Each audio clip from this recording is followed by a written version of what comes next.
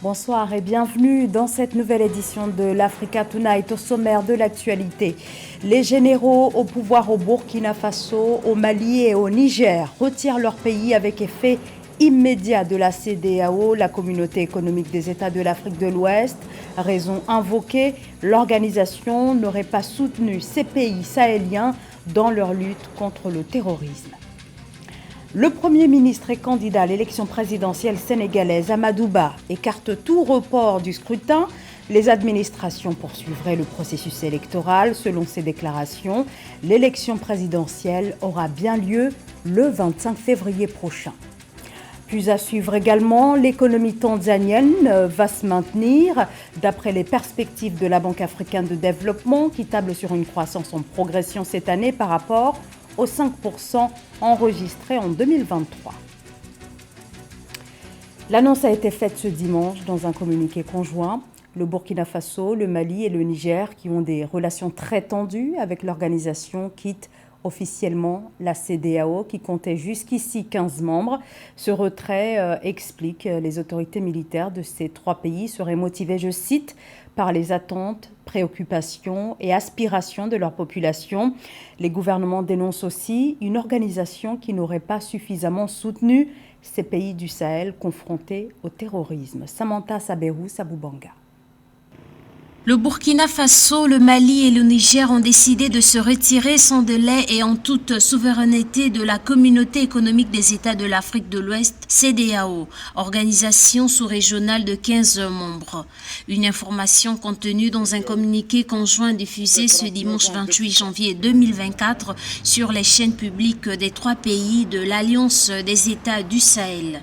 Leurs Excellences le capitaine Ibrahim Traoré, le colonel Assimi Goïta, et le général de brigade Abdourahmane Tchani, respectivement chef d'État du Burkina Faso, de la République du Mali et de la République du Niger, prenant toutes leurs responsabilités devant l'histoire et répondant aux attentes, préoccupations et aspirations de leur population, décident en toute souveraineté du retrait sans délai du Burkina Faso, du Mali et du Niger de la communauté économique des États de l'Afrique de l'Ouest.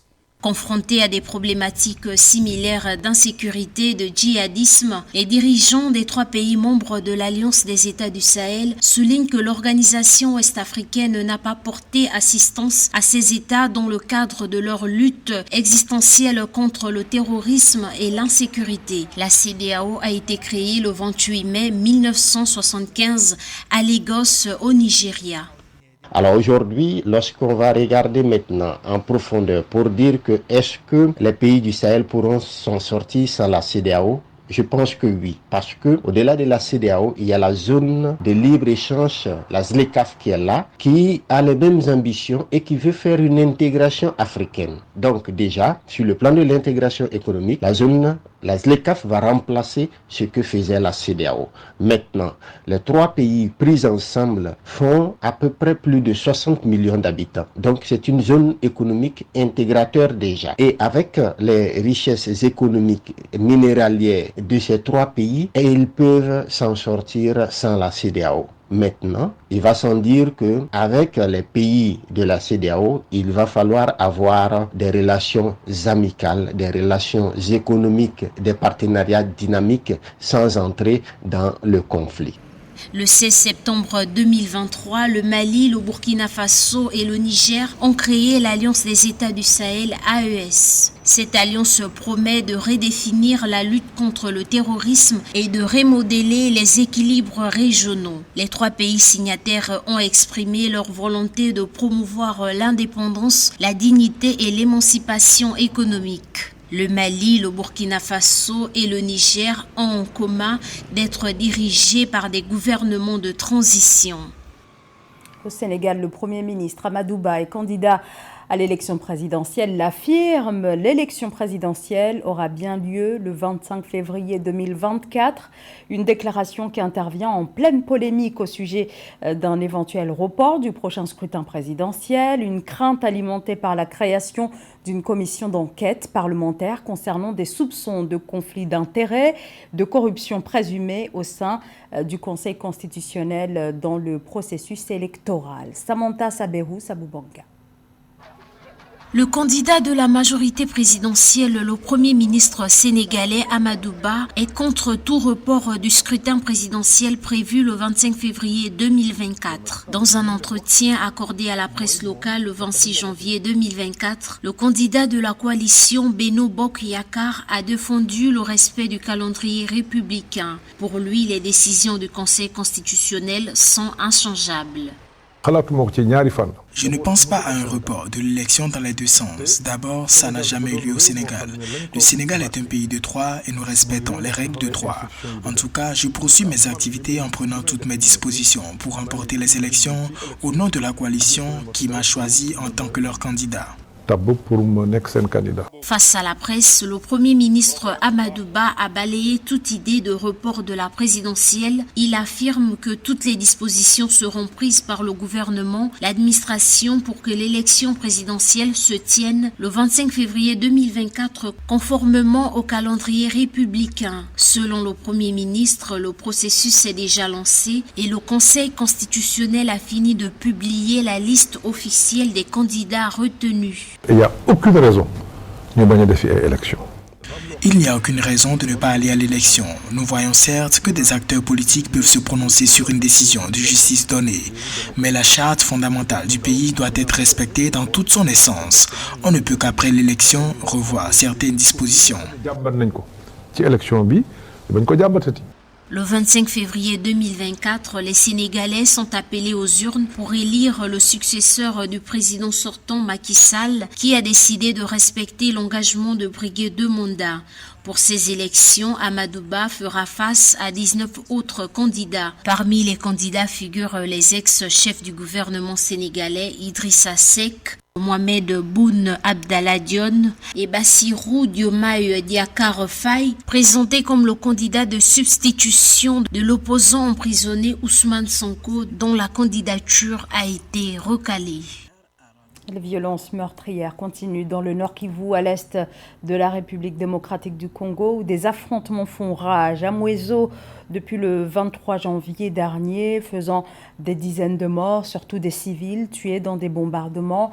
Le bilan, qui ne chiffre pas encore le nombre de victimes, fait également état de nombreux blessés depuis la reprise des combats qui opposent l'armée régulière aux rebelles du M23. L'ONG Médecins sans frontières évoque une situation humanitaire qui ne cesse de se dégrader. Sachez également que d'autres combats ont eu lieu samedi 27 janvier à Saké, qui se trouve à une 50aine de kilomètres au sud de Mweso. La croissance économique en Afrique devrait connaître une légère accélération cette année, avec un PIB moyen qui pourrait atteindre 3,5%. La Tanzanie figure sur la liste des pays qui devraient tirer cette croissance continentale. L'économie tanzanienne qui est restée soutenue ces dernières années, y compris durant la pandémie, avec une croissance autour des 5%, une tendance qui devrait se maintenir cette année. Les précisions de Catherine Gombe. D'après les estimations du Fonds monétaire international, en 2024, l'économie de la Tanzanie devrait connaître une croissance d'environ 5,5% contre environ 5% en 2023.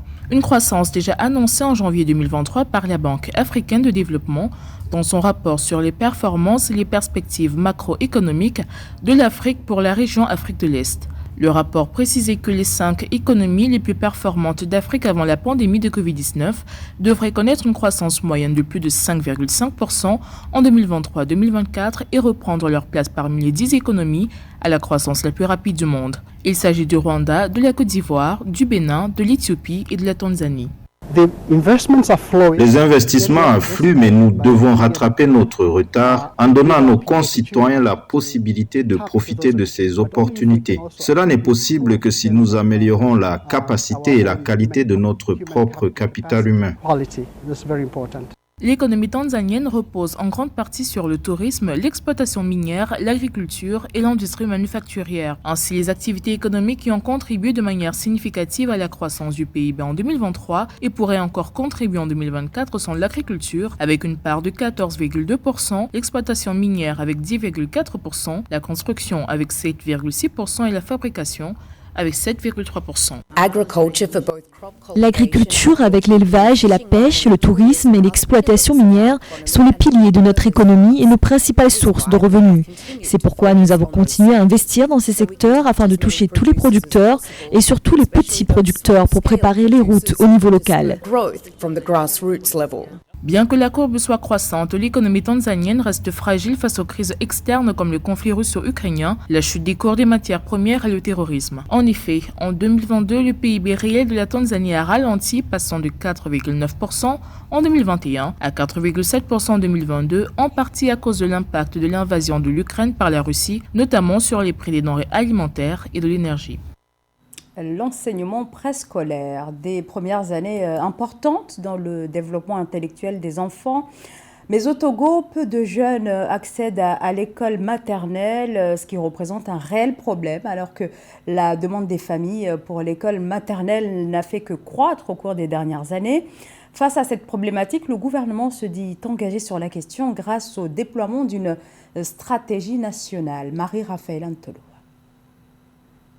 Avec une population de moins de 5 ans estimée à 1,2 million, selon les données de la Banque mondiale, le gouvernement ambitionne d'améliorer la qualité de l'enseignement préscolaire dont le taux brut est estimé à 42,2% en 2023 selon l'UNICEF. Ainsi, conformément à la politique nationale de développement de la petite enfance validée en 2018, le gouvernement togolais a lancé le 24 janvier 2024 une consultation pour élaborer une stratégie nationale de développement de l'éducation préscolaire dans le cadre du plan sectoriel de l'éducation 2020-2030. Le taux de préscolarisation au Togo est d'environ 35%.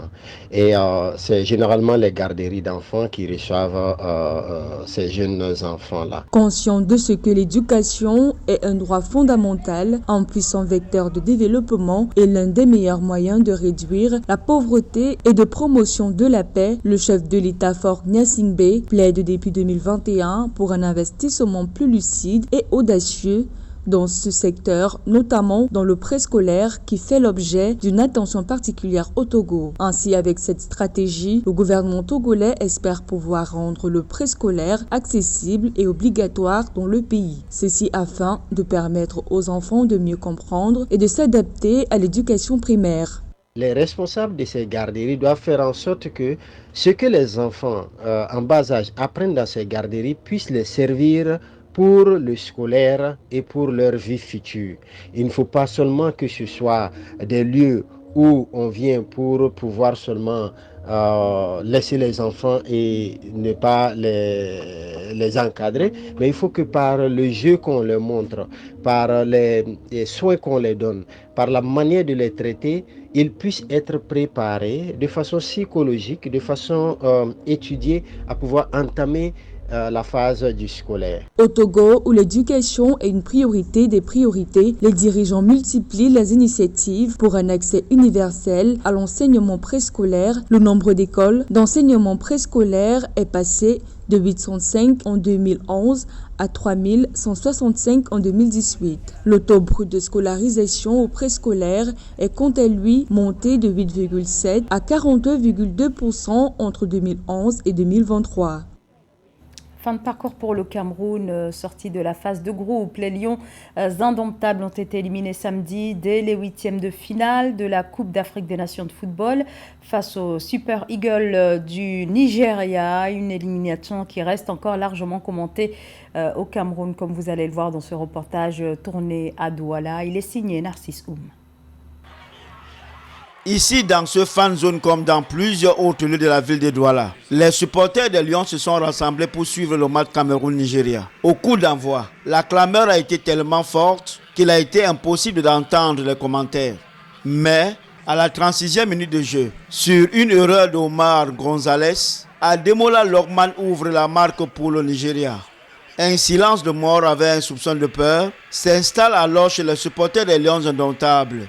Très déçu par rapport à notre élimination, mais je pense que notre gardien a donné le meilleur de lui. Pour lui, nous sommes fiers d'être Camerounais et je pense que la prochaine fois, nous donnerons le meilleur de nous. Malgré la suprématie des coéquipiers de Zambo Anguissa dans le jeu, le Cameroun n'arrive pas à trouver des failles au niveau de la défense de Super Falcon. Et à la 90e minute, Iwobi sert parfaitement Bassey sur le côté gauche du stade au Fouet Boigny. Et ce dernier centre en direction du premier poteau, où pour la deuxième fois, Ademola Lookman coupe parfaitement la trajectoire du ballon du pied droit et trompe le gardien de but camerounais Fabrice Ondoa. Malgré ce score de 2-0, beaucoup de supporters des Lions indomptables restent persuadés que les Lions pourront faire mieux dans les prochaines éditions. Je pense que les Lions ils ont donné ce qu'ils peuvent et on a pu trouver en ce qu'on demande un jeu vraiment synchronisé. Ils sont synchronisés. Ils ont joué ce qu'on demande depuis le début de la CAN. Et puis bon, la défaite est arrivée, c'est vrai. Le Nigeria a été supérieur à nous. On a perdu, mais les Lions n'ont pas démérité. On a beaucoup de travail à faire et on pense que les années prochaines pourront être les meilleures. En rappel, les Lions indomptables avaient été éliminés à la CAN 2019 dans cette phase de la compétition par le même Nigeria. C'était le journal de la rédaction. Merci à vous tous de nous avoir suivis. Restez avec nous sur Africa 24. L'actualité continue.